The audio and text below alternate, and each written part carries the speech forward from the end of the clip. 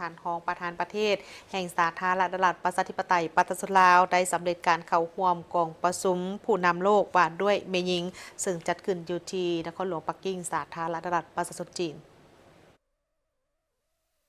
ในวันที่ 13 ตุลาคม 2025 ท่านนางปานียาทอตูได้นำพาคณะผู้แทนขั้นสูงของสาธารณรัฐประชาธิปไตยประชาชนลาวเข้าร่วมกองประชุมผู้นำโลกว่าด้วยแม่หญิงภายใต้หัวข้อคู่ร่วมชะตากรรมการเสริมขยายขบวนการใหม่แห่งการพัฒนาแม่หญิงอย่างรอบด้านที่นครหลวงปักกิ่งสาธารณรัฐประชาชนจีนโดยการเป็นเกียรติก้าวเปิดของประชุมโดยท่านสีจิ้นผิง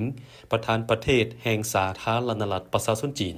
ซึ่งมีบรรดาประมุขรัฐหัวหน้ารัฐบาลการนำขั้นสูงและผู้ต่างหน้าจากประเทศต่างๆหลายกว่า110ประเทศและบรรดาองค์การจัดตั้งสากลสหพันธ์แม่หญิงสาวหนุ่มและองค์การจัดตั้งทางสังคมโดยมีผู้เข้าร่วมทั้งหมดหลายกว่า800ท่านจุดประสงค์ของกองประชุมแม้นเพื่อส่งเสริมบทบาทและความเสมอภาคหญิงชายการพัฒนาอย่างรอบด้านของแม่หญิงในทั่วโลกการสุขยู่การสร้างประชาคมร่วมชะตากรรมมวลมนุษย์และการจัดตั้งปฏิบัติเป้าหมายการพัฒนาแบบยืนยงอย่างมีประสิทธิผลในพิธีเปิดกองประชุมท่านสีจิ้นผิงได้ยกให้เห็นผลสำเร็จและสิ่งท้าทายตลอดระยะ30 ปีแห่งการจัดตั้งปฏิบัติแถลงการและแผนปฏิบัติงานปักกิ่ง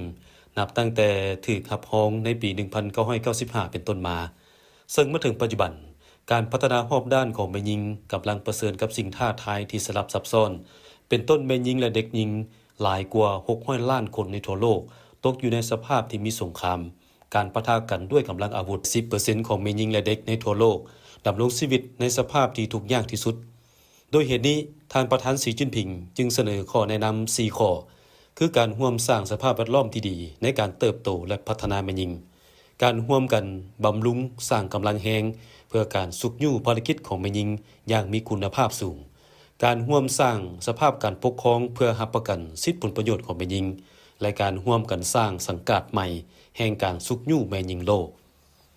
เพื่อสนับสนุนการพัฒนารอบด้านของแม่หญิงในทั่วโลก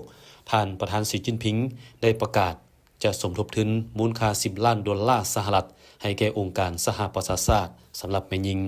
ใน5 ปีต่อหน้าจะสนองเงินช่วยเหลือจำนวน$100 ล้านสหรัฐเข้าในกองทุนพัฒนาทั่วโลกรายการร่วมมือใต้เพื่อจะตั้งปฏิบัติโครงการสุขยู่การพัฒนาและร่วมมือของแม่หญิงและเด็กหญิงช่วยเหลือผ่านโครงการสุขยู่ช่วยเหลือผ่านโครงการน้อยและงามจำนวนหลายกว่า 1,000 โครงการจะเชิญแม่หญิงจากประเทศต่างๆจำนวน 50,000 คนมาเพื่อแลกเปลี่ยนและฝึกอบรมอยู่ประเทศจีนและจะสร้างตั้งศูนย์สร้างขีดความสามารถของแม่หญิงทั่วโลกโอกาสนี้ท่านนางปานิยาทอตู้ได้กล่าวปราศัยในภาคอภิปรายทั่วไปโดยได้ตีราคาสูงต่อกับความพยายามและความคืบหน้าของสากลในการส่งเสริมความก้าวหน้าของแม่หญิงและความเสมอภาคหญิงชายผ่านการจัดตั้งปฏิบัติแถลงการและแผนปฏิบัติงานปักกิ่งสำหรับสาธารณรัฐประชาธิปไตยประชาชนลาวแถลงการดังกล่าวแม้นมีความหมายสำคัญอย่างยิ่งในการส่งเสริมความก้าวหน้าของแม่หญิงป้องกันการจำแนกส่งเสริมสิทธิและความเสมอภาคหญิงชายและความก้าวหน้าของแม่หญิงลาวบรรดาเผ่าให้นับมือนับดีขึ้นเทื่อละก้าวนับตั้งแต่การรับรองเอาแถลงการปักกิ่งในปี 1995 สาธารณรัฐประชาธิปไตยประชาชนลาวสามารถญาติแยงได้ผลสำเร็จในหลายด้านเฮ็ดให้ฐานะบทบาทของแม่หญิงลาวในเวทีการเมืองการประกอบส่วนพัฒนาเศรษฐกิจสังคมความมั่นคงทางการทูตสังคมรากฐานชุมชนและครอบครัวได้รับการยกสูงดีขึ้นถึงอย่างใดก็ตามเคียงคู่กับผลสำเร็จที่กล่าวมานั้นสปป.ลาวยังสืบต่อประเสริฐหน้ากับปัญหาสิ่งท้าทายหลายอย่างที่ได้ส่งผลกระทบต่อชีวิตการเป็นอยู่ของประชาชนโดยเฉพาะแม่หญิงและเด็กฉะนั้นเพื่อรับประกันความก้าวหน้าของแม่หญิงและความเสมอภาคหญิงชาย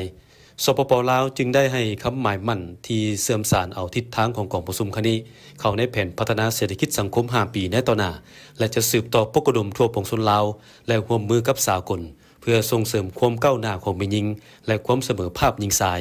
แนใส่พัฒนาแม่หญิงลาวบรรดาเผ่าอย่างรอบด้าน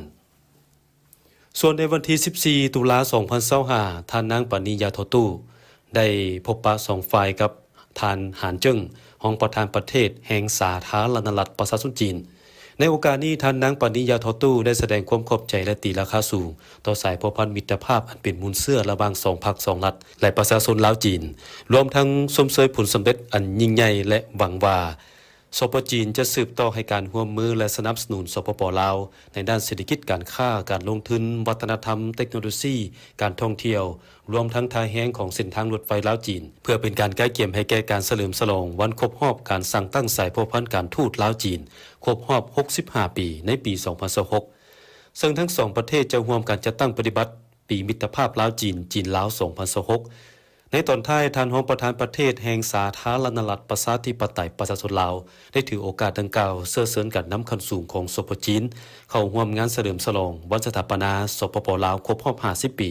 เพื่อเป็นการสืบต่อหัดแน่นสายพัวพันมิตรภาพอันเป็นมูลเสื่อระหว่างสองประเทศในภาคบ่ายของวันเดียวกันท่านรองประธานประเทศได้ลงเยี่ยมยามพื้นฐานการผลิตสหกรณ์ปลูกเห็ดอยู่บ้านฝูเกยจวงตาแซงทงโจนครหลวงปักกิ่งที่ได้สร้างอาชีพให้แก่ประชาชนภายในบ้านโดยเฉพาะแม้นมีประชาชนบ้านที่เป็นเพศหญิงจำนวน70ส่วนห้อยได้ประกอบส่วนเป็นแรงงานของสหกรณ์การผลิตและมีรายรับจากการปลูกเห็ดขายเป็นสินค้าพร้อมเดียวกันนี้ก็ได้แลกเปลี่ยนบทเรียนเกี่ยวกับการบริหารคุ้มครองรัฐขันท้องถิ่นกับอำนาจการปกครองบ้านฝูเกยจวงและตาแสงทงโจที่ตั้งอยู่ชานเมืองของนครหลวงปักกิ่งและบริหารรัฐขันท้องถิ่นจากนั้นก็ได้เยี่ยมชมบริษัทวิทยาศาสตร์และเทคโนโลยีกสิกรรมเซินโจ LV เพิงที่ค้นคว้าและพัฒนาแนวพันธุ์พืชกสิกรรมภายในประเทศจีน